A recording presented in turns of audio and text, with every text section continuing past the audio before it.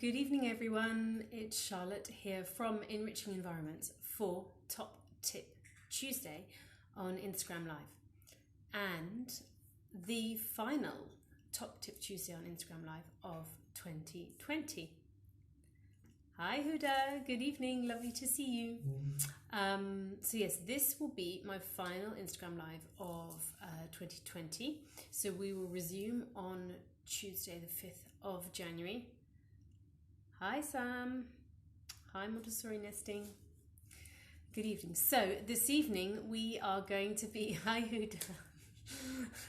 I saw Huda in the playground. We live in the same community a couple of days ago, and when we linked on Instagram, she was like, wow, you look so different on Instagram. Because obviously in the playground with my son, I look completely different without any lipstick on than I do on Instagram Live. So that was really funny, and that was so sweet that you mentioned that.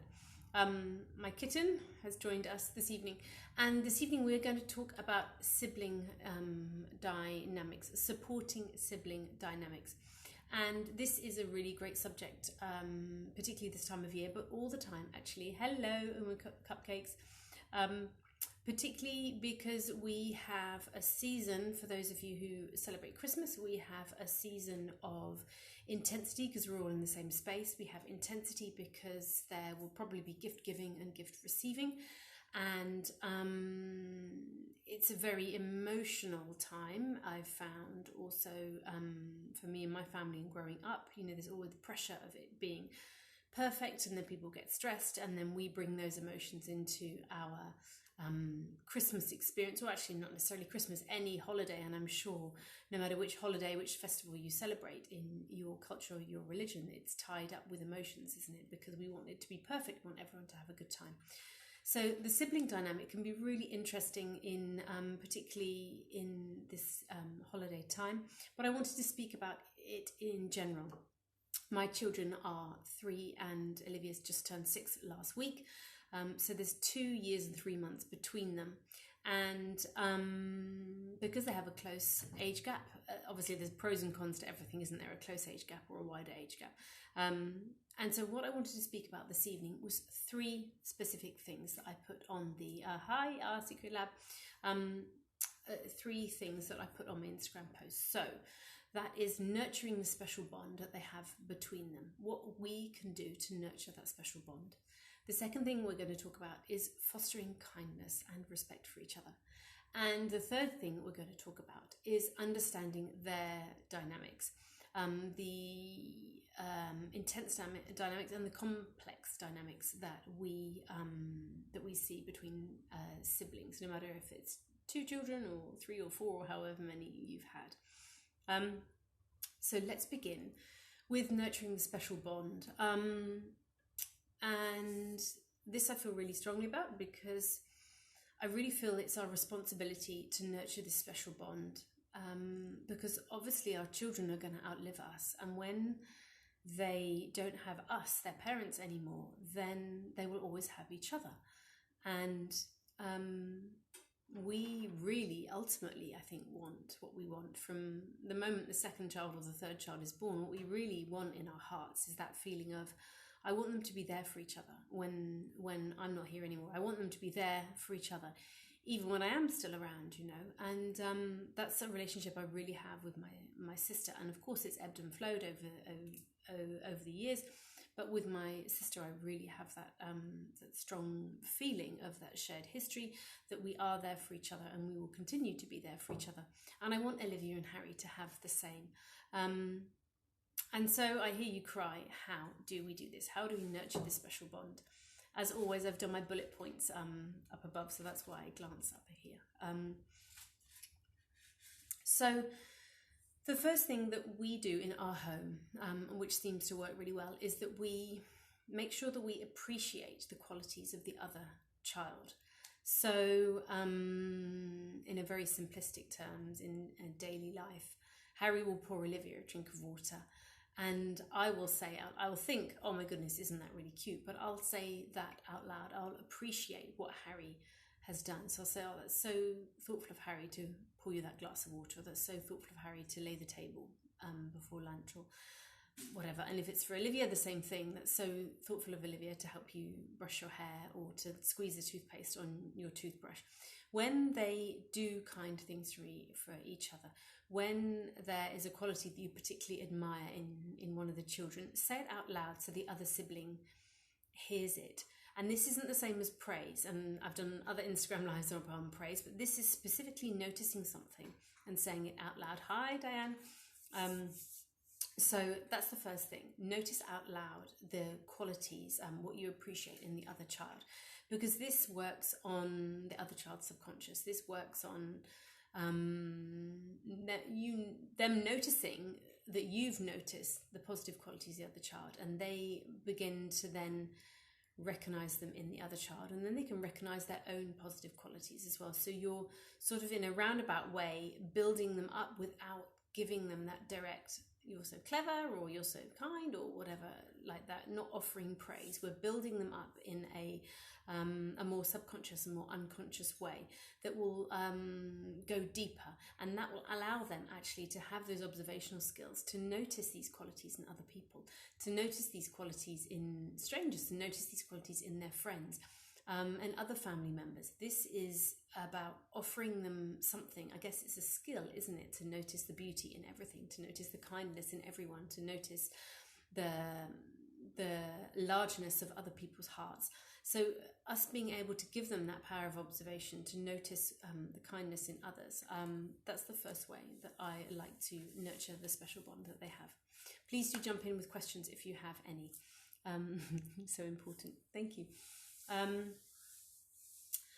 The second thing that I do is as they fall asleep in the evening, after we've done any other bedtime rhythm, we lie with the lights out, and they have just some red stars on the ceiling that are turning round. And then if there was a special moment in the day that they helped each other out, or there was a difficult situation, or they did something particularly kind to the other sibling, I just talk through that. I just pick up on that. You really helped Harry when he fell off his bike and was really upset. That was so kind of you to get him a plaster, or whatever it might be. Again, it's just noticing something. And of course, whenever we do things, as you all know, I'm sure, just before sleep, when the brain is going into the delta waves, this is when things go into the unconscious, into the subconscious mind, so that the child is absorbing it. It becomes part of their being on a cellular level, that they have been kind, or they have been generous, or whatever it is, whatever compliment, whatever trait, whatever quality that you're drawing out in that story. I mean, it's a true story, but it's a story, whatever you are retelling that happened during the day, or doesn't need to be during the day, last week, that's going into their subconscious on a really, really deep level, that they have these positive qualities and you are noticing them, and the other sibling is noticing them as well. A note about mentioning things as talking about things before they go to sleep. Actually, I give the children their affirmations. I say affirmations to them just before I leave the room, so that they are enough, and they are worthy, and they are loved, and they are safe. All of those, again, for the same reason that this goes into their subconscious mind. So this is something that is readily absorbed into their being, I guess, without getting too weird about it, but it becomes part of them. So before they go to sleep, we want to be saying things to them, without any external stimulation. So without the external stimulation of a oh, it's okay. Yes, it will be saved, and it'll go on my feed tomorrow morning. Okay, I'm sorry, and I hope your baby settles. So this going into the unconscious mind, this is really, really important. And this does actually program the brainwaves, as it were. So you can do affirmations before they go to sleep as well. That's a bit of a digression. Also, stories about siblings getting on well together and helping each other out. Do you have any from your own childhood? Did you have a sibling or siblings?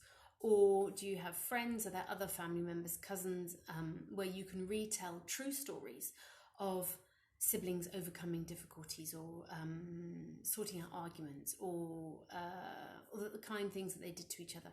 Again, it's all part of helping them see that the kindness and the bond between siblings is really, really strong, and it's really, really precious and is to be honoured. And just telling a story of your own childhood. And children love hearing about our childhood. They love it. They love hearing the stories of my brother and sister, and then their father's brother, their uncle, when they were little, and the things they got up to. So telling a story of your childhood, or if you don't have any siblings, of friends or maybe their grandparents, your parents, did your parents have siblings? Those type of things that they can actually relate to, a person that they can relate to, and the adventures they had, or the mischief they got up to, or the things they overcame, or the differences they had that they resolved. All of this storytelling is so powerful for children, and most importantly, when it's connected to them, when it's connected to them in some way, so a family member, ideally with us, their parents, but another close family member, and that's really powerful. So that's nurturing this special bond. It's not in an obvious way. It's more in a roundabout way. It's not and we'll talk about this later, it's not a be nice, do this, do that. It's very much so the sense, the whole energy of your home is about how precious the bond is between everyone in the community, the home community, but particularly the siblings. So I'll just take a sip of my tea. Do ask me any questions as we go through. The second part about nurturing a sibling bond isn't unique to siblings. This is about everyone, every relationship we have. It's about fostering kindness and respect. How we can do this with siblings is, firstly, we do not make any comparisons. We do not say, Olivia's got dressed so quickly, Harry, why aren't you dressed? Not, oh, Harry's so good at sweeping, Olivia, why aren't you better at sleeping or sweeping? Any type of comparison like that, even if it seems innocent enough, even if there's no malice behind it, like your brother's ready, why aren't you ready? Anything like that. And then those type of things come into our brain if we heard them ourselves in our childhood. So just know that might happen. Things do come into our brains, and we do say the wrong thing sometimes. I say the wrong thing with my own children all the time, despite my best intentions. So this isn't about getting it perfect. It's funny, actually, I was speaking to the principal of Olivia's school today, Olivia and Harry's school, Halima, this afternoon, and we were talking about this, how in the classroom setting, because I'm a Montessori 3 to 6 directress, in the classroom setting, I can always find the right thing to say at the right time, or with other people's children, when children, Olivia's friends or Harry's friends come for a play date, I have always got the right thing on the tip of my tongue. But with our own children, of course, because of our triggers and our conditioning and our own childhood, we can rarely find the right thing to say, even if we've had the training, even if we read all the books and listened to all the podcasts. So do not be too hard on yourself. Sorry, the kitten has just jumped on the chair and everything's wobbling. That should be better now. So no comparisons. That is how we foster kindness, by knowing that we are all loved and we are all perfect the way that we are. Making comparisons isn't helpful, so we don't want to do it at all. The second thing is no competition. We don't want to say things like, even though we might be tempted to, we don't want to say things like, who can get dressed faster, who can be better at this, who can paint a better picture, who can clean up better. We don't want to make it into a competition. In the 6 to 9 age group, 6 to 12 age group, this is a natural stage of development that has this comparison, because children are trying to find their place in the world. And I've really noticed with Olivia over the past couple of months, as she has come closer to the age of 6, that there is this intense need for competition the whole time, and say to Harry, oh, I'm better than you, I'm stronger than you, and what have you. And it's always trying to diffuse that situation, diffuse it. So I would say things like, oh, goodness, you are strong. Show me about that. How can we use that for good effect, or how could you help with that skill? You are really strong. Not making it about how much stronger she is about Harry, but turning it back to herself. What can she do to make a difference? That's the other thing in this age, from the 6 to 12 age group. It's all about making a difference in the world, finding their place in the world. How can they contribute? And so if we remove the element of competition and turn it more into contributing, not competing, that is how we can assist siblings with this dynamic. And particularly because for the younger one, like for Harry, he's finding it really hurtful. And that's really hard to see. He's finding it really hurtful that Olivia seems to be turning everything into this competition of I'm better, or I'm bigger, or I'm faster, or I'm stronger, you know.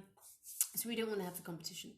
The third thing about fostering kindness is role modelling. Obviously, it seems really, really simple and simplistic to say, but it is very much our role modelling. We are the supporter in this relationship. We are the collaborator in this relationship. We are not the referee or the police or the authority, the be-all and end-all. We are the soothing voice of calm. We are the person who says, oh, he hit you and that was really sore. I know you didn't want to hurt your brother. Let's see what we can do to make amends. We are the one, what's the expression, pouring oil on troubled waters. We are the one who are always the soothing, calming voice of reason. We're not the person saying, be nice or be kind or be this or be that. We are the one who is looking to one child how to make amends, looking how to comfort both children, because if there's an upset, both children will be, if there's conflict, both children will be upset in that. We are not the one who is making it worse. We're the best of our abilities. No. So the best of our abilities, we are the one who is soothing and calming these scenarios. And we do that through role modeling. And obviously with over a period of a lot of time, a lot of months and years of this, our role modeling that we are giving about being kind and caring, compassionate and patient in conflict, that is going to come through to our children. So that was fostering kindness. And the third thing is, in terms of peaceful sibling dynamics, is really understanding their play, really understanding the complex dynamics that there are between siblings. Things to watch out for, that we don't get caught in this habit of seeing, if there's one child who's more physical than the other, of seeing one as the victim and one as the perpetrator. You know, Harry is a very physical child, to give you an example. Harry's very, very physical. He loves to connect physically. He wants to jump and wrestle and do all of these things. And Olivia is very much someone who would complain. Hi, little Farm Montessori. Olivia would complain about something happening, but not set a boundary. So in that scenario, as an outsider, or even me as their mother, it would be very easy for me to see as Olivia the victim and Harry the perpetrator. But it's a lot more complex than that.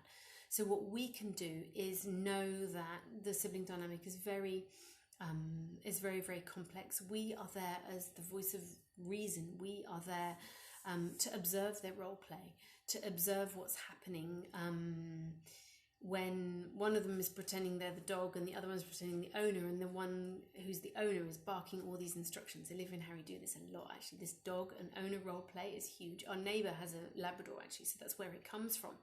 But the kind of submissive and dominant roles that they play in that role play is really, really fascinating. If there's anything I feel concerned about, that it's getting too overbearing in the more dominant role, then I would just sit and observe and just see what's happening, make sure I understand what's happening, and then decide what to do from there. It's there is always a dynamic that's going on. There's always roles that are being played within the role play. There's always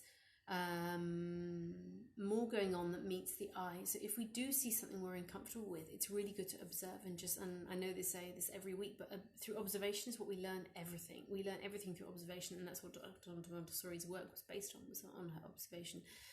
So just observe, see what's going on, and we will see a lot more than what's just on the surface with the dynamics and the play. And as I said in point 2, always supportive, always collaborative. We are the calming voice. We are not that you shouldn't do this, you shouldn't do that, be nice, be kind. We're not that person. We are the collaborator. When there is conflict and when there is upset, particularly when they're little, we know that it's probably been due to lack of language skills. They're not able to regulate. Prefrontal cortex isn't yet fully developed. We know these things. So We are the person that says, we are the voice that says, you didn't want that to happen, did you? Or you really want to both play with that toy at the same time. Can we come to an agreement? Everything comes back to us giving them that gift of, can you reach an agreement between you? We role model that until they're ready to do it themselves. It's something that I did from a very young age with Olivia and Harry, is trying to give it back to them as a gift. I can see you're both really upset. You both want to play with this toy. Or you want to engage in rough play and you don't. How can we find a solution? How can we find a way to connect that meets both of your needs? It's a basis of non-violent communication, actually. Meeting everyone's needs, expressing and meeting everyone's needs, or hearing everyone's needs, and then seeing where we can meet those needs. What can be done, what can't be done. It's really very much a collaboration that we have with our children. We're not the big boss or the police saying you do this and you do that. That's not going that may work in the short term in that situation, but it's not going to work long term. So what we need to do is give them these gifts of being able to problem solve, being able to resolve conflict themselves. And now Olivia at 3 and just 6, Olivia and Harry at 3 and just 6 are really, really good at doing this. Of course, I'm always there. Of course, I need to intervene when there's physical behaviour and they're hurting each other. But maybe 80% of the time now, they are resolving things. If I do this isn't working, let's find another way. You both want to play with that. You're both upset, whatever it is. Just sort of coaching out loud. Janet Lansbury calls it sports casting, actually saying what is happening, saying out loud what you see to be happening, and then offering that for them to find their own solution. And that's what's really, really powerful to them. It's giving them an amazing gift of being able to compromise. Hi, Enrica. Amazing gift of being able to compromise later in life. And I guess what I'd like to finish on in this, in terms of understanding the complex dynamics, is that all of us need to be seen and all of us need to be heard, and your children are no different. And whenever there's conflict or there isn't, all of us need to have our cups filled up, don't we? And then we all need to feel seen and heard. And for each child, that may look different, what they need. Gary Chapman's book, The 5 Love Languages, and there's the one for children that he wrote. It's so brilliant, like working out how your child needs to be seen and heard. What is of value to them to be seen and to be heard? Once we work that out, then that's going to help, because that helps in sibling dynamics, because once they feel that their cup is filled, once their love tank is filled, then they're not going to be taking out unconsciously on their sibling. There's not going to be this rivalry and this competition. I heard a great suggestion that we should have one-on-one time with each child per day, whether it's 10 or 15 minutes. The reality is that might not be possible in your home. If you're a single parent and you don't have any other help, that probably isn't going to be possible. So what can we do in a way that does fill up our child's love tank? Get to know them so well through observation, through the way that they give gifts, the way that they show love is a good clue into how they want to receive love. But definitely read Gary Chapman's book, The 5 Love Languages for Children, because that really gives a lot of examples of how you can work out what your child's love language is. And even if you can't have alone time with them each day, which would be the ideal scenario, but it's not, and definitely in my case, it's not possible for me to do that, to have alone time with each child. Just our schedule and family dynamics doesn't allow that. But we can work out what their love language is. We can work out what makes them tick. We can observe to see when they seem most filled up, they seem most content. When are those moments? How can you bring in that activity or whatever it is you did together more and more, so that they can feel filled up every day? And then this smooths out and increases the connection, the bond between all of you, not only just with their sibling. And for conflict resolution, my fail-safe every time is a family meeting. We say, this isn't working. If something hasn't worked for 3 days, like leaving house leaving the house to go to school, or leaving to go to the beach, or whatever it is, something that's a transition that's being tricky, or something that isn't being resolved, they're always fighting over the same toy or what have you, my answer to everything is, we need to have a family meeting. Let's discuss this. How can we find a way forward? If your children or child is writing, get them to take ownership. Get an A3 sketch pad and they write a spider chart. The problem in the middle, and then they write, obviously if they're pre-writing, then you do it. And then you get the spider chart, and each spider charts, what are the solutions they think of? Write everything down, all their suggestions. And once you've sort of emptied everything, what the problem is, and then what they think the solutions could be, then you decide collaboratively between however many you have in your family what the solutions is going to be. What one or two things can you take from all of these suggestions so you can move forward better? Children will find the solutions if we give them the opportunity. Giving them the ability to have a meeting as a democracy and decide as a democracy a way forward is hugely, hugely powerful. And these are skills that we maybe were not taught at school, and we maybe were not taught at home. I'm a 70s child, and I wasn't taught this at home, how to resolve problems so that everyone's heard. And so for me to feel this conflict, and when I feel that I'm not heard and my opinion isn't valued or listened to, it really is very hard for me. And it's taken a lot of work on myself to be able to reach a point of being comfortable with that, of not actually getting what I want. But it's taken a lot of work to get there. We want to be able to give our children these gifts so that they can see that it's not possible to get what we want all of the time, but we can reach a collaborative solution together as a family by talking, communicating, and keep having these conversations over and over again. So that's all I want to say. Also, if your child is pre-writing but they want to draw, it's really good to invite them to draw or to paint. If you're having a family meeting and they are, even if you have a baby, have a family meeting with a baby as well. They don't need to understand everything. The most powerful thing is they will understand the energy behind what is going on. They will understand the energy behind, this is happening for the greater good. This is happening for the benefit of community. This is happening for the benefit of all of us. So if you have a baby, they can join in as well. A child who is younger, not writing, pre-writing, still let them write in their way, the way that they know how to write at that stage, or let them draw a picture. What is your solution to us all being able to leave on time for nursery? Would you like to draw that solution? Get them to draw or paint it, during the meeting, and then they can explain that to you. All of these tools are really, really powerful to help our children feel seen and heard. For a pre-verbal child or a child who cannot yet write, being able to express themselves with art is hugely, hugely powerful. It's a way of creativity, and art is a way of expressing the things that we feel, but we can't say in words. And it's hugely powerful to be able to give that gift to a young child. And it lets them know that it's safe for them to express themselves. It's safe for them to say how they're feeling, to locate that feeling in their body and get that feeling out of their body and onto the paper. Wow, it's hugely powerful. So I hope you've enjoyed this evening's session, and thank you so much for joining me. Lots of people popped in and out, so thank you so much for that. I hope this has been useful, and I will post this on my feed either this evening or tomorrow morning, possibly this evening actually. And I look forward to seeing you all in the new year.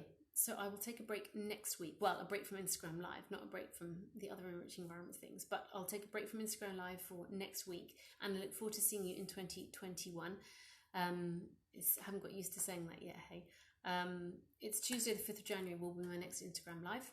If you would like to have more information about my Parent Enrichment Courses, I have an online course which is a special offer for December, which is £99, so 485 dirham if you are in the UAE. You can find that on my website, enrichingenvironments.com.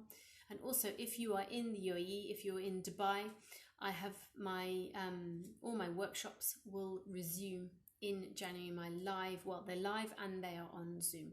All the live ones, in-person ones, they are all socially distanced, of course, and will require everyone to wear masks and all of the usual precautions that we need to do to keep everyone safe at the moment. So enrichingenvironments.com, if you'd like any further information about my courses and coming workshops, send me a message or send me an email. Say hello@enrichingenvironments.com is my email address. Thank you so much. Wishing you all a happy new year and a Merry Christmas if you celebrate Christmas. And I'll see you in 2021. Thanks so much. Bye-bye.